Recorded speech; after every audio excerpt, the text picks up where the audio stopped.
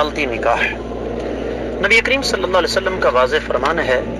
لا نکاح الا بولی، ولی کے بغیر نکاح نہیں ہوتا۔ اس کا مطلب یہ ہوا کہ ولی کا ہونا نکاح کی شرائط میں سے ایک شرط ہے، تو شرط کے بغیر مشروط کا وجود ہی کوئی نہیں، یہ بات اچھی طرح ذہن نشین کر لیں۔ تو جب ولی نہیں ہے تو نکاح نہیں ہے، جب نکاح نہیں ہے تو لازمی طور پہ وہ جو کچھ کر رہے ہیں وہ غلط کر رہے ہیں۔ یہاں پر ایک موٹا اصول ذہن میں رکھیے گا کہ عورت ماں ہے، بہن ہے، بیٹی ہے، بیوی ہے، بہو ہے، پوتی ہے، نواسی ہے، بانجی ہے، بھتیجی ہے، خالہ ہے، ممانی ہے، جو بھی رشتہ عورت کا ہے،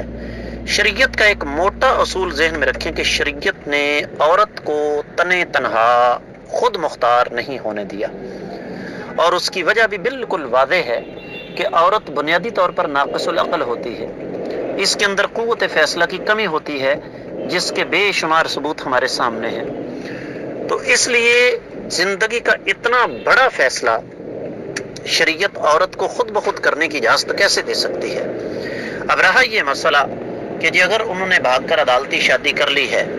ایسے لوگوں سے میل جول رکھنا بالکل نہیں رکھنا چاہیے،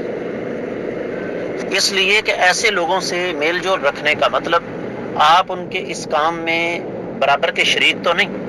لیکن کم از کم اس معاملے میں ان کے حامی ضرور ہیں، آپ ان کے کام کو درست قرار دے رہے ہیں۔ تو آپ خود فیصلہ کر لیجئے کہ ایسے کام میں کسی کی حوصلہ افزائی کرنا درست ہوگا؟